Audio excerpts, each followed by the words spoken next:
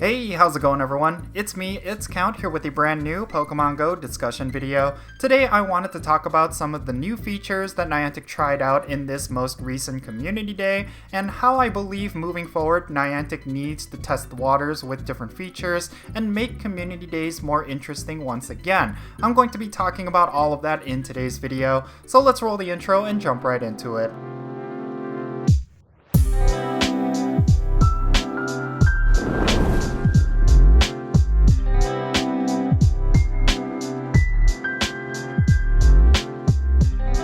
Alright, so let's start this discussion off by talking about Hoppip Community Day. So this particular Community Day ended up becoming a very positive experience, and overall I felt like it was one of the best Community Days that we've had in a very long time. And it's kind of funny because Hoppip itself was not the reason why I felt like it was one of the best Community Days, but because of the way the event was formatted, and there was kind of like a perfect storm of in-game bonuses that just made the gameplay feel very rewarding. Now, every player is going to approach Community Days very differently, and some players will have very different goals compared to others. But for me, myself personally, all I cared about was getting as much Stardust as I possibly could, as well as a lot of XL candy and regular candy of Hoppip in case I picked up a really high IV shiny, which I actually ended up getting. My best shiny throughout this event was actually a 98% shiny, and that was extremely exciting. Of course, it would have been really nice if I were to have picked up the Shundo, but I would not be complaining with a 98% shiny. And then of course, I really wanted a lot of Stardust out of this event because the potential to pick up a lot of Stardust was substantially high because of the in-game bonuses, and I really did like the fact that I was able to come out with just an insane amount of Stardust. Now, one of the reasons why I ended up getting a ton of Stardust is because of this new feature that Niantic tried out with this particular Community Day. So what exactly was this new feature? Well, if you were able to play this particular Community Day in a park habitat, you would be able to find Skiploom in the wild alongside Hoppip. And of course, Skiploom is the first evolved form of Hoppip, which meant that you were able to get bonus Stardust from catching this particular Pokemon. That means that with the 3x catch Stardust bonus with this particular Community Day, you were able to get an insane amount of Stardust if you were able to play this Community Day in a park.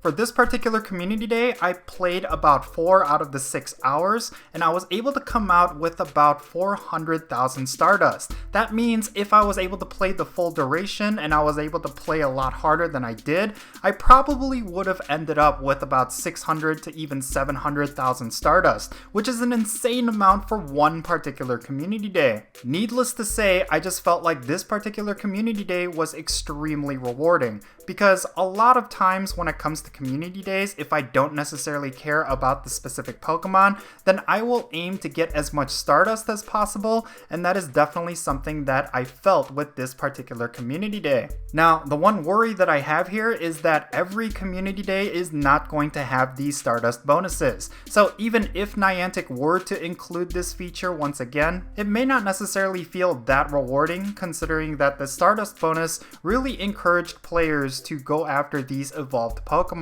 But some Pokemon that they feature in Community Days will be really strong if you were to max it out with XL candies. And of course, with the evolved forms of these Pokemon, you are able to farm up a ton of XL candies as well. So yeah, basically speaking, I really do think this is something that Niantic should continue doing moving forward. They should include this as part of the core features of every Community Day. And I do have to add that because Niantic tried out this feature and players were fully aware of it, I was able to meet up with a lot of friends, and people were actually very enthusiastic about this particular Community Day because the parks that I went to just had a ton of trainers just populating those areas. Certain parks that I went to were filled up with people a lot more than typical, so there was a lot of people worried about picking up COVID. But overall, as long as players are responsible and safe, you can have a very positive experience by having these bonuses as part of your gameplay. Now, I do think there's a lot of room for Niantic to try out different things when it comes to Community Day. There's a ton of directions that Niantic could go to make Community Days feel just a little bit more interesting.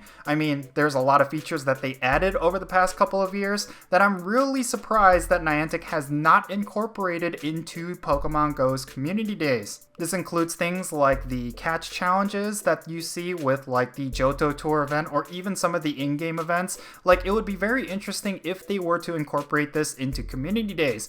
And some of you may be asking how they could do this, considering that the catch challenge kind of relies on there being a variety of spawns, and of course Community Days typically only spotlight one specific Pokemon, but they can lean into a lot of different things. Like, the way I imagine this would work is that you would have a catch challenge of the specific Pokemon that is being featured, and you would have to catch and obtain that Pokemon in a lot of different ways in order to complete that catch challenge. Like, for example, if they were to implement this during Hoppip Community Day, then in order to complete the catch challenge, maybe you would have to collect a Hoppip just through regular catches, but you would also have to get Hoppip through a trade, as well as maybe with a Team Go Rocket battle. Maybe for Community Day specifically, every Team Go Rocket grunt will have the shadow version of that particular Pokemon, and yeah, that would be part of the collection challenge as well. Speaking of which, I really do think that if they are going to highlight a specific Pokemon, then they should also include those Pokemon in raid battles, as well as with Team Go Rocket battles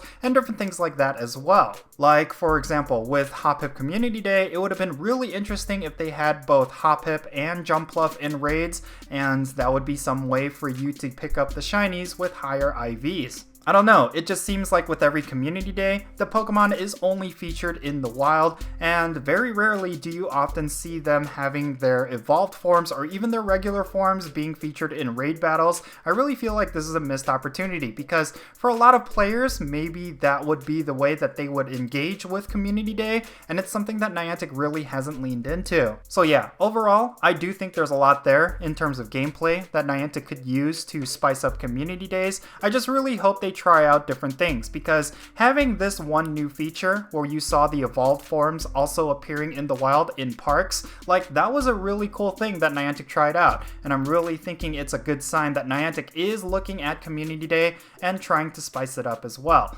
Hopefully we'll see a very different kind of Community Day starting this year, and I really do think that if Niantic were to be successful in making Community Days interesting and rewarding again, then more players will be engaging with Pokemon Go. But yeah, these are just all of my thoughts regarding this brand new feature that they introduced in Hoppip Community Day, but I would love to know your thoughts down below. Let me know in the comment section what you thought about this brand new feature and what you would like to see Niantic try out moving forward. Let's have a great discussion. I really do think that if the community is constantly engaging with this topic, Niantic could come up with some really cool ideas that are originating from the community. But yeah, that's gonna be it for this video. I really hope you enjoyed it, and if you did, make sure you hit that like button and subscribe if it's your first time here, and don't forget that little bell so you stay up to date on whenever I upload videos.